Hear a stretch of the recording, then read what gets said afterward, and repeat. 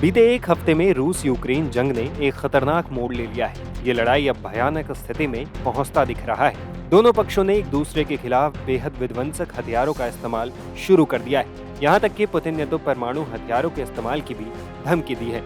लेकिन फिलहाल दावा किया जा रहा है कि रूस ने यूक्रेन के खिलाफ पहली बार इंटरकॉन्टिनेंटल बैलिस्टिक मिसाइलों का इस्तेमाल किया है। जंग की शुरुआत से ही दोनों पक्ष एक दूसरे के खिलाफ सीमित तबाही मचाने वाले हथियारों का इस्तेमाल कर रहे थे, लेकिन अब हालात बिगड़ते जा रहे हैं। हाल ही में यूक्रेन की तरफ से रूसी शहरों को अमेरिकी और ब्रिटिश मिसाइलों से निशाना बनाने के बाद अब रूस ने भी अपना दांव चल दिया है। गुरुवार को यूक्रेन ने बताया कि रूस ने लगभग 3 साल से जारी जंग में पहली बार यूक्रेन पर इंटरकॉन्टिनेंटल बैलिस्टिक मिसाइल दागी है। हजारों किलोमीटर दूर किसी भी शहर को बर्बाद करने के लिए डिजाइन की गई मिसाइल का इस युद्ध की शुरुआत के बाद से कथित तौर पर पहली बार इस्तेमाल में लाया गया है। हालांकि यूक्रेन के इस दावे पर अब तक रूसी अधिकारियों की तरफ से कोई बयान सामने नहीं आया है। रूसी हमले को लेकर यूक्रेनी वायुसेना ने कहा है कि रूसी हमले में मध्य पूर्वी शहर दिनेप्रो में अहम बुनियादी ढांचों को निशाना बनाया गया था। हालांकि इस हमले में यूक्रेन में कितनी तबाही हुई है, इस बारे में कोई जानकारी सामने नहीं आई है। बता दें कि इंटरकॉन्टिनेंटल बैलिस्टिक मिसाइलों की रेंज हजारों किलोमीटर होती है और इनका इस्तेमाल परमाणु हथियार दागने के लिए किया जा सकता है। यूक्रेनी एयर डिफेंस फोर्सेस ने बताया है कि इन रूसी मिसाइलों में न्यूक्लियर वॉरहेड नहीं लगे थे। इन्हें 7 KH-101 क्रूज मिसाइलों के साथ यूक्रेनी शहर की तरफ दागा गया था।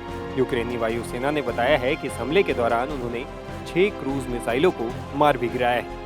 वायुसेना ने हमले में इस्तेमाल किए गए हथियारों का विवरण देते हुए कहा कि रूस के सैन्य ठिकानों से एक इंटरकॉन्टिनेंटल बैलिस्टिक लॉन्च की गई थी।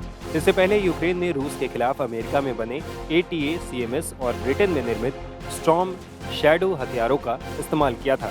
इस बीच बढ़ते तनाव को देखते हुए अमेरिका और कुछ यूरोपीय संघ के देशों ने बुधवार को कीव में अपने दूतावासों को बंद करने का ऐलान किया था। पुतिन की बड़ी चेतावनी के बाद इन दूतावासों को अस्थायी रूप से बंद कर दिया गया है। बता दें कि रूस ने पहले ही ये चेतावनी दी थी कि अगर यूक्रेन जंग में अमेरिकी या पश्चिमी देशों के हथियार का सीधा इस्तेमाल करेगा तो दुनिया विश्व युद्ध के करीब पहुंच जाएगी। दरअसल हाल ही में पुतिन ने परमाणु हथियारों के इस्तेमाल के नियमों में बदलाव कर दिए थे। रूसी राष्ट्रपति व्लादिमीर पुतिन ने कहा है कि अगर कोई देश जिसके पास परमाणु शक्ति नहीं है, अगर वो किसी न्यूक्लियर पावर वाले देश के सपोर्ट से रूस पर हमला करता है तो इसे रूस के खिलाफ जंग का ऐलान समझा जाएगा।